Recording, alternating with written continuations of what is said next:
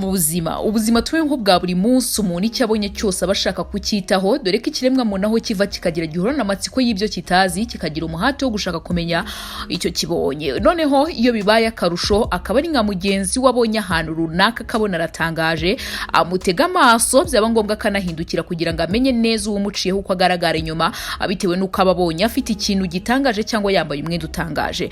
Gusa uko iminsi ishira indi kaza, uwo muco wo guhindukira ngo urareba runaka ugutambutseho ugiye ducika buhoro buhoro, ahubwo abantu bihangiye amaso imbuga nkoranyambaga, dore ko ho ubasha kumenya umuntu ibyo giriwemo, ibyo yariye, inshuti ze ndetse n'akazi ke ka buri munsi bitewe n'ibyo agaragaza ku mbuga nkoranyambaga. Nge nitwa Diane Mahirwe, iyi ni Story House.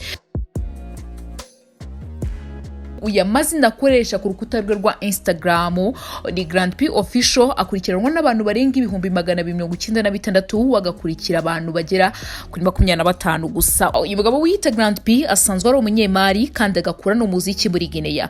Kuva umunsi hasakaye ifoto yari kumwe n'umukobwa w'ikizungereza bivugwa ko bari mu rukundo, uyu musore yatangariwe na benshi ndetse yitabwaho cyane, uko nabikubwiye ko ku mbuga nkoranyambaga umuntu amenya byinshi bikwerekeyeho atarinze kuba yaba inshuti yawe. Hirya no hino batangajwe n'umukobwa w'ikizungerezi muri Afurika, unavugwa ko ari urusha abandi bose ikibuno kinini, akiyita Kim Kardashian wo muri Afurika. Odozi yawo ubwo yatangazaga ko ari mu rukundo na Grand P, ubwe aherutse no gushimangira ko nubwo abantu benshi basuzugura umukunzi we, amukunda cyane akaba namutwitiye. Odozi ni umukobwa ufite amabuno manini ku buryo butangaje kubera ikimero cye n'uburanga bwe. Ku rukuta rwa Instagram akurikirwa n'abantu barenga 1,500,000. Akomoka muri Cote d'Ivoire, amaze iminsi ari mu rukundo n'umusore ugaragara nk'umwana kandi ushaje kubera imigaragarire ye. Ibyo bikanemezwa cyane n'amafoto agiye atandukanye agenda asangiza abamukurikira ku rukuta rwe rwa Instagram. Ikiba gitangaje iyo uyu mukobwa ari kumwe n'umukunzi we Grand P, aho banyuze hose abantu barashungera babona bisa nkaho bitabaho, ku buryo umukobwa munini cyane bitangaje yakundana n'umusore muto cyane bitangaje mugufi kandi ufite uburwayi butuma adakura.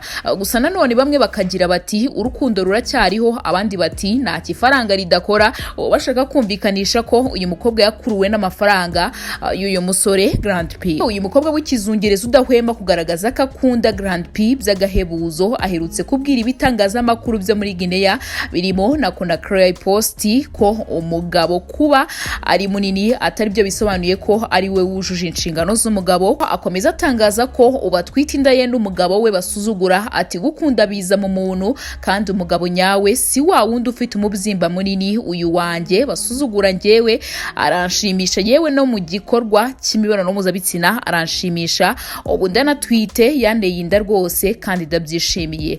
Odozi nasiba na gato kugaragaza urukundo akunda Grand P kandi abishimangira cyane no ku mbuga nkoranyambaga nk'uko nakomeje mbikubwira. Sibo gusa bamenyekanye bakundanye urukundo rutangaje, dore ko no mwaka ushize 2020 hakwirakwiye amafoto y'umukobwa wakundanaga n'umuhungu, umusore nyine ufite ikibazo cy'uruhu, byaketswe ko arwaye ibibembe. Uyu mukobwa Claudine yagize umutima ukomeye kandi w'impuhwe, akunda umusore witwa Munyentwari Eugene ufite uburwayi bikekwa ko ari ibibembe bituma abantu hafi ya bose bamubona bakamuhoga. Uyu musore Munyentwari we avuga ko uburwayi bumaranye imyaka isaga 35, ndetse ko yivuje mu bitaro bitandukanye birimo Kanombe ndetse n'ibitaro bya Kibungo, hose ko ntacyo byatanze. Ubundi uburwayi bw'uruhu hari igihe bututikamo amashyira, umuntu akaba atamwegera kubera ko aba ari kunuka nk'uko we abyivugira. Mu kiganiro yagiranye n'ikinyamakuru Kwezi mu mwaka ushize yagize ati uburwayi ndwaye ntabwo bwandura,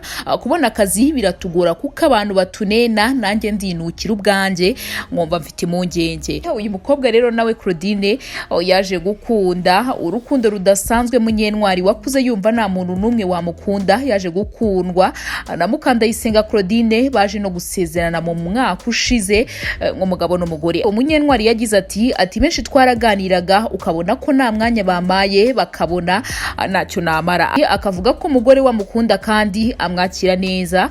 Mukandayisenga avuga ko ikintu cyatumye akunda Munyentwari ari uko yabonaga abantu bose bamunina. Ati baramunenaga nkumva ni njyewe ugize ipfunwe mpitamo kumwegera nkumva namuvana mu bupfubyi n'ubwigunge. Yagendaga mu nzira abantu bose bakamuha akato nkumva mfite ikintu cyipfunwe. Mukandayisenga ukundana n'uyu musore nawe ufite uburwayi bw'ububembe avuga ko Munyentwari ari umugabo ugira urukundo kuko agirira neza abantu kandi bamunenda. Ikindi ngo ni umugabo ukunda gusenga ari nabyo byatumye abona inshuti ava mu bwigunge bw'imfubyi. Uyu mugore abwira abanena umugabo we ko ubuzima buhinduka kandi ko ibyabaye ku mugabo we Imana yabikoze kugira ngo yigishe abandi. Ati bumve ko umuntu agomba guhabwa agaciro ikimana ireba si umubiri ahubwo ireba umutima w'umuntu. Uyu mukobwa rero Claudine nawe akomeza yemeza ndetse adashidikanya ko akunda uyu mugabo wiwe Mukandayisenga ndetse ko batangira gukundana nawe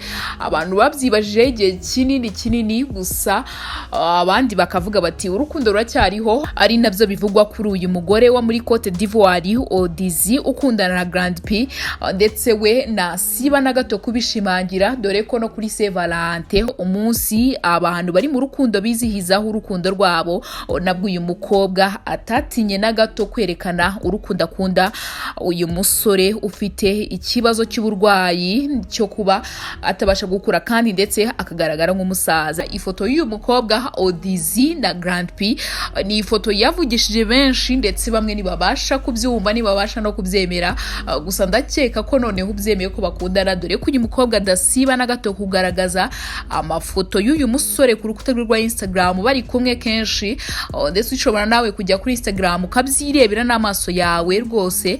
Aba bagaragaza ko kenshi bari mu rukundo nubwo abantu benshi batabyemera bakavuga yuko ari ukubeshya cyangwa ari ibindi byo gushaka kwamamara nk'uko tumenyeye ko abastari bamwe na bamwe cyangwa abantu basanzwe bakoresha ibinyoma bitandukanye kugira ngo bavugwe cyane muri rubanda. Gusa abangaba barakundana dore ko uyu mukobwa yanemeje ko uyu musore Grand P yamuteye inda. Iyi ni Story House ni Lidiane Mahirwe kandi subscribe tujye dukomeza kubana mu biganiro bigiye bitandukanye.